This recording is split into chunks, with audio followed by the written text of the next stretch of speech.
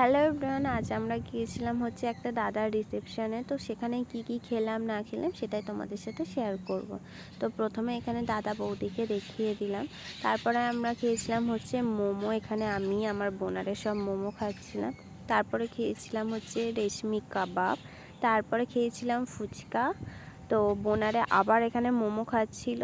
তো আমি এখানে কফি খেতে চলে গিয়েছিলাম। বোনারে তারপরে আইসক্রিম খাচ্ছিল দেখে আমি একটা আইসক্রিম খেতে চলে গিয়েছিলাম।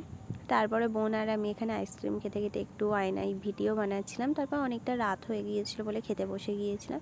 সেখানে গিয়ে মেনু কার্টে গিয়ে দেখি যে স্টলে আর একটা জিনিসও ছিল, চিলি বেবিকর্ন, সেটা আর খাওয়া হয়নি।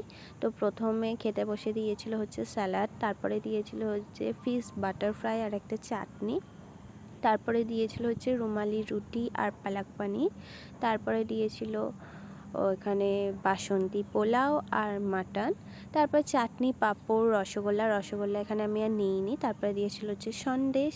তারপরে এখান থেকে পান আমি নিয়ে চলে গেলাম।